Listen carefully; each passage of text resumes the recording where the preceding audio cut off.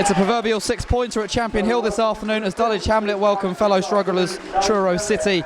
Once again, the Hamlet's away form was less than impressive last Saturday as they put in a drab performance at St Albans City, losing 1-0 to extend their winless run on their travels to 5 months. Home form has been excellent in recent times though, and Gavin Rose will hope for another win here today as he brings in Anthony Cook for Luke Wanadio in the sole change. The White Tigers arrived today amongst the highest scorers on the road this season, but are without a win in their last 4.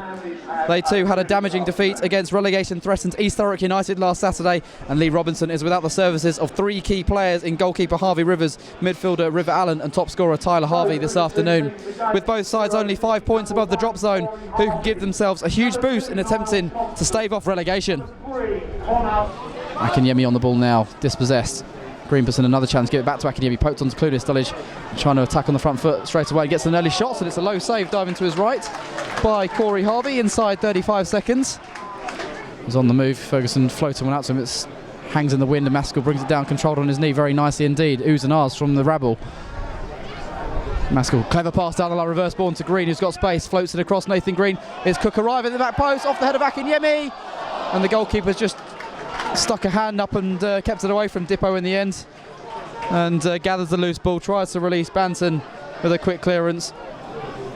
Everyone waiting just outside the area, about 20 yards out for this delivery from Riley Lowe. It's a good looking ball, it's headed on by Grimes and goes the wrong side of the post, manages to get his header in there. Edwards knew early on it wasn't going to trouble him and lets it go. Trying to fashion a chance. Maskell towards the head of Chambers, who heads it on into a decent area in the 6-yard box, and it just needed a Dulwich man to arrive there and it would have been a big opportunity. But Nick Grimes positions himself well again. Rooney's back on his feet now. Here's Tajbacks. Can he release Clunis early? Yes, he can. A late foul by Hervé. He may well get cautioned for that. Play goes on though. Clunis will run out of the Truro defence and he beats his man and he's can pull it back. Akinyemi, Maskell, Akinyemi again, laying off to Ferguson to strike from distance, and it's a long way off target. Clunis maybe should have gone for goal there. He's only about 8-9 yards out there, but a little bit wide maybe to go. Think that he couldn't go for the shot, but in the end Dulwich couldn't quite get a proper opening. I think Hervé is going to get a yellow card for that late one on Tajbacks as they look to counter the Dulwich. Clunis did well, beat Richards very comfortably. Could have been chopped down. And Hervé, despite that being his first challenge of the game, gets a yellow card. We'll go again. Quick throw taken. And Banton's in behind the Dulwich fence and tries to find in the shot on the angle. Bounce up nicely for him. Say the angle working against him, taking it on the left side of the area near to the byline. Flashes over Edwards' goal. Maskell down the line. Green. Maskell continues his run and then is in behind Nick Grimes. Early cross, good looking one. Akinyemi didn't get a touch, should have done. Should be 1-0. I don't know how he's not got a touch on the ball there, if he has. It's a very faint touch. Wonderful cross from Maskell when Akinyemi is still in the goal mouth. Doesn't know how he's not scored there. Thought about using Cook and then drop of the shoulder and he's decided to drive forward. Nice dummy. Told to keep going. Hervé momentarily won it back. Clunis then robs him. And then goes to the legs of Conor Riley. On he goes. He'll Cook on the overlap. 2-on-1 here. It's on to Anthony Cook. Pulls it back. And it is 1-0 and Akinyemi scores this time. He wasn't going to miss a second time. Into the roof of the net. Wonderful Dulwich attack. And just like the one before, it deserves a goal. This time Akinyemi obliges. And Dulwich's top scorer has given them a lead that they deserve in this first half. A lot of emotion in that celebration as well from Akinyemi. Credit the work from Clunis. Carried the ball a long way down the right. Looked like it lost out to Michael Hervé in there. Won it back off him. Got through the challenge of Conor Riley Lowe, who would have been penalised for a foul. Referee gave the advantage. And then it was 2-on-1. Cook on the overlap. Sent in the low cross. Akinyemi's arrived and fires into the roof of the net. On in turn for Clunis again. Bentley with an important touch. And then Hervé caught Tajbacks late. He could be in trouble here in a minute. Dulwich on the counter attack. He may get another caution as Maskell sets in Green. And Green goes down. The referee is given a free kick against Corey Harvey, who's taken a whack to the head here as Green went in. And Michael Hervé is going to be interesting to see what happens to him here. The referee gave Dulwich the advantage and he is going to get another yellow card. It's a red card for Hervé. The Truro down to 10 men. Similar challenge to the first one he got cautioned for as well. Putting a lovely ball in the first half, which Akinyemi should have scored from. It's on to Green, linking up well again, those two. Taking on Thompson, held up by Niall Thompson. Inside to Ferguson it comes. You fancy a shot, Nathan Ferguson. Gets about 20 yards out now, onto his left boot. He does drive it in. Excellent second goal from Ferguson. In off the post. It's a real stunner from distance from the Dulwich number 8. Excellent start to the second half. Couldn't ask for a better start, in fact, and he's gone to the bench. And is mobbed by Junior Caddy and Junior James. Shifted it onto his right boot, his stronger foot, back onto his left. And it flashed across Corey Harvey. Hit the inside the far post across the goal line into the other corner. It's been a long time since his last goal. It was his 4th of the season. It drops for Maskell and Dulwich encounter. Clunis onto Tajbacks and they've got men racing forward. It's 4-on-3 in Dulwich's favour. It's 3-on-2 now. Tajbacks couldn't play the pass onto Maskell, but it's been brought back because of a challenge from behind by Jamie Richards. And then Tajbacks is lucky there because it was a terrible pass from him towards Maskell, but he's been flattened by the Truro captain. And Richards will definitely get a yellow card for that and will have no complaints.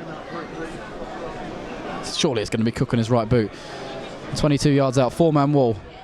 Cook goes low. That's straight into the midriff of Corey Harvey. Sends it downfield off the shoulder of Jared Lewington. He's been anonymous in this game, really. Tajbacks forward and Akinyemi's onside. Gets the ball first, round the keeper. 3-0 surely. He goes to the wrong side of the post. He's missed an open goal from 15 yards. He could have had a hat-trick today, Akinyemi. Went round the keeper. All he had to do was put it home and he's put it the wrong side of the post. I can't believe it. Concedes a throw. Dulwich should at least be 3 up, maybe 4 in this one. Shot from distance coming in, and it's gone in. Excellent strike from Alex Battle.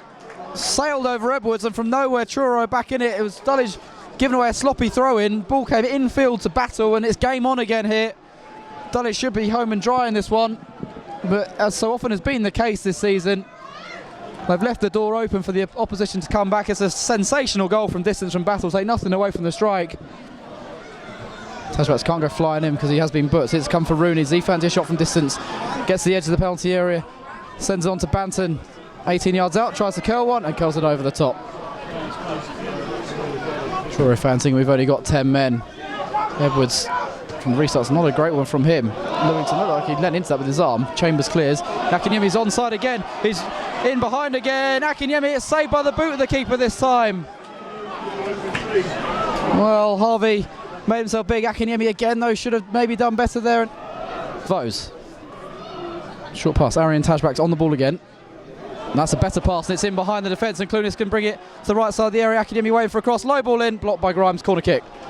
Akinyemi was ready and waiting. Unlike Truro, they can send men forward for this. Assistant referees in heated conversation with Jamie Richards, he's got a red card. Well, it's silly from Richards. He was booked for dissent for speaking to the assistant referee, and now Truro are down to 9 men. Well, as the captain, if he has been booked for dissent there, it's a terrible thing for him to have done. Well, he's still not leaving the field. He's not happy with the decision at all, but he's got to go. Referee's made his decision. This Maskell corner has gone short to Vose. Back onto Maskell. Does he fancy a shot? He does whip it in. Chambers climbed, but couldn't quite get his head over the ball, and it sails over as a result. Ferguson, Maskell. Oh, lovely dummy. Step over. Raised off. Bonadio shoots straight at Harvey. And it's cleared by Rooney, who was back there to defend. Chambers across to Taylor. Dulwich back 4 now. Esserman was cautioned. He's brought him off for Vose. Taylor's made another mistake, and he can be exposed here. Quite Taylor. Lewington feels he should have been given a penalty there, and Taylor then is giving it away. Oh, this is shocking. It's Banton for 2-2 surely. Then Vose brings in. That is a penalty. Oh, what are Dulwich doing? Jason Banton's won a penalty. This is shambolic defending from Dulwich Hamlet. They are throwing this game away. Vose has been sent off for fouling Banton. What is happening out there? Taylor with an atrocious mistake. Gave the ball to Lewington. And then again, when he won the ball back, took his time and put the ball against Alex Battle, who then put the ball across to Jason Banton, who was about to pull the trigger. Vose bundles him over from about 6-7 yards out. With Conor Riley low against Edwards. Big moment in the season potentially for Dulwich this. Riley low steps up, sends Edwards the wrong way, actually went down the middle. It's 2-2. Truro City with 9 men have come back from 2-0 down, and it's all Dulwich's own doing. It's now 9 against 10. Confidently struck from the left back.